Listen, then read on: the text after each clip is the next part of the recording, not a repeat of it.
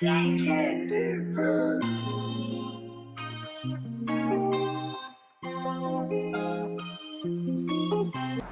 up, took the kid to school, made coffee. I haven't been drinking coffee, but I recently fell in love with it again, so that's cool. Energy is great. And I'm feeling good, so we'll see what happens today. I want to get outside. I'm supposed to go visit a friend in the IE, so we'll see if I still do that. Then it's back to mommy things, but I feel oddly optimistic today, so we'll see. Nothing has changed except for my attitude towards life, I guess. So we'll see what happens. I will take you guys along for the ride. I need to go to the gym and work out, but I'm not filming that. You guys have seen enough gym girls on YouTube. And yeah, one moment at a time, we'll see. I decided today that I'm just gonna like take the time to do nothing. Do nothing. I'm gonna watch YouTube so that I continue to get like inspiration and be inspired. I do have a shirt on, guys, just so you know. Just like get inspiration and be inspired. And learn some things. I feel like iron sharpens iron, and this is a new world to me, so I just kind of like want to study and see the things that I gravitate to and who I can relate to. I've really been loving this girl Janae Daly's page because she just seems more realistic. Everyone can do like those perfect days, and that's not like reality of life. Like every day is not just this perfectly beautifully curated day, and I really want my page to be about honesty and,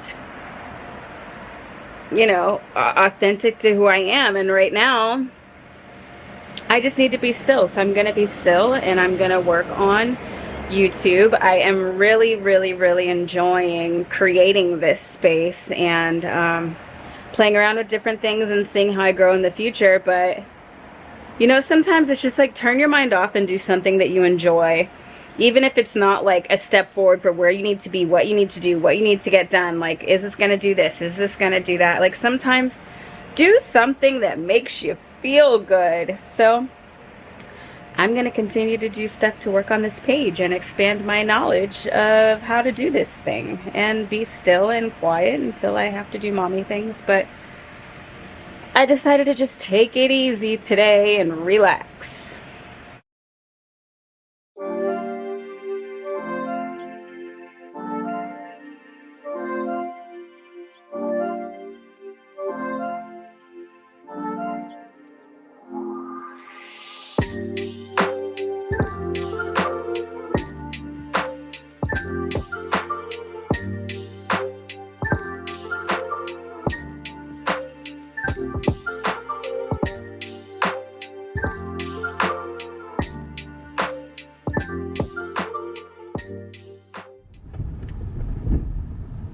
I am off to be semi-productive.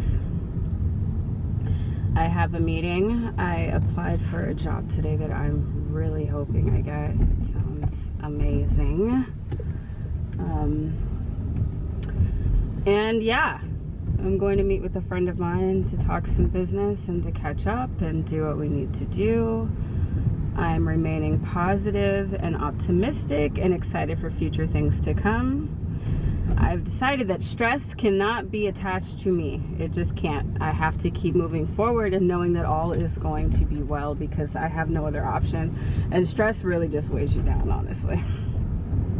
It just like, it's uncontrollable, right? Sometimes you're going to stress out, but then you can choose to be in gratitude of the things that are going correctly when everything else seems to be falling apart. So I choose joy in this moment. I'm excited to see my boy. We haven't caught up in a minute, so that'll be good. So it's a good time with him. And yeah, that's about it. Just remaining happy and in the moment. But also, I did want to tap into one thing.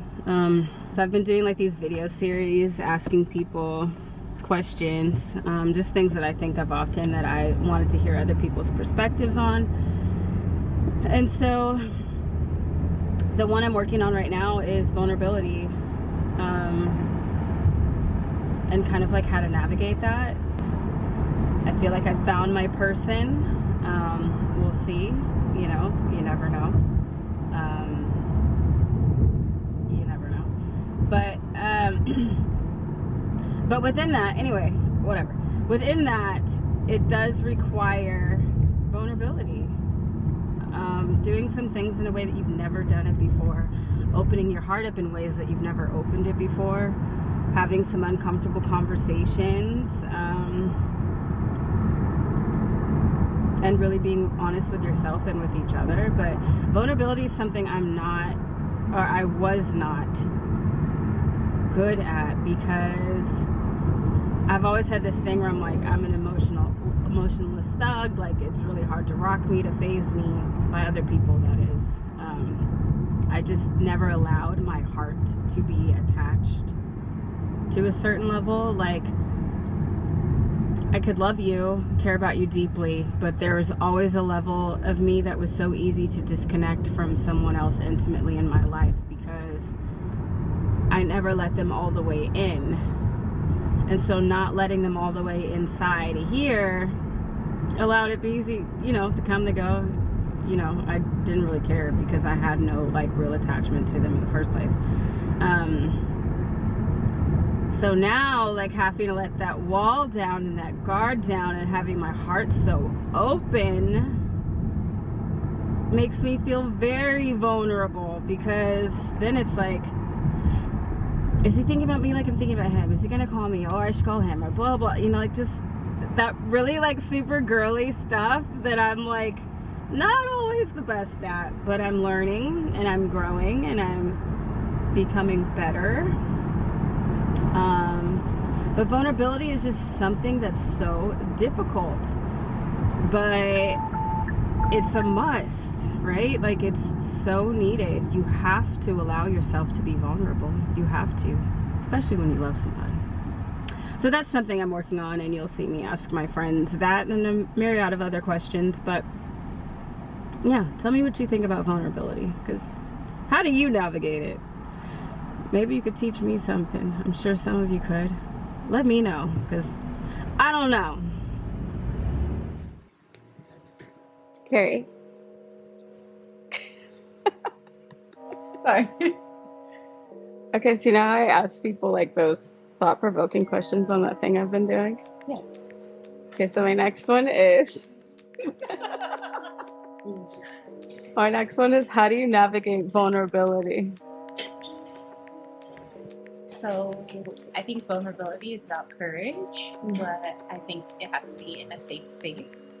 So I try and be vulnerable with people I know are safest, so I can test my courage when I need to be vulnerable with people that I'm unsure about, like how they'll receive whatever I have to say, or like feedback.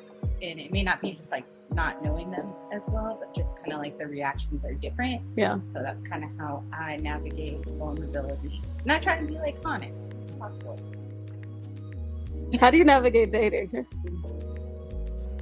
I'll pass on that. Yeah. Options are not great. Not great. This is true. I mean, you know, the streets are deserted, tumbleweed, and trash. Honestly, I feel like to navigate a relationship out here, you either have to have someone refer you, first of all. Not a referral. Because dating someone out here without a referral is crazy. But I mean, it's a risk. Like, it's just, you either have to honestly be social, because these apps are just not it. So you have to go out. You have to be present to be involved in a dating life in LA, period. Online is... That's true. LA is a hard place. It is. It's not, I think people don't move here to date. Like, that's not the purpose of why people move here. They move here to like make it or find themselves or do all that stuff. So it's just not like a typical place to like date or find your person. Yeah, they did say that 32% of relationships are from referral base / friends. So, like, what if you meet them through a friend or something like that? At least when you know if they're crazy, you can tell their friend that man is crazy. Don't refer him to no one else. That's true. Because I always think like people are like, how did you meet? And it was just at the gym, but like you knew him already, but it wasn't a referral. Yeah, but if he was like not a good person, I'd have been like, he's not a good person. Don't talk to him. Right. Yeah. True. So it's kind of like similar. He was saying you were out being social in the rare cases that you were out of the house. Yeah. And then also I was like, he's a dope person. Yeah. He's in the clear. Right. That's true. We know people that work at my job that are not Good people. not dating material. Yes. Yes. Yes, it is. That's very true. Micah. Good question. Which one you asked too? How do you navigate dating and vulnerability? Okay.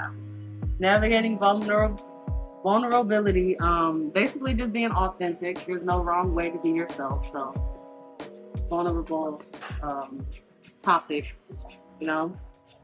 Yeah, just be authentic. There's no wrong way for that. Mm-hmm. And then navigating dating. As you know, my dating life is non-existent. But yeah, basically what they said is being social, going out. You have to be social in LA. Just period. So definitely just stepping out of your comfort zone, and yeah, that's how you navigate that. I like that.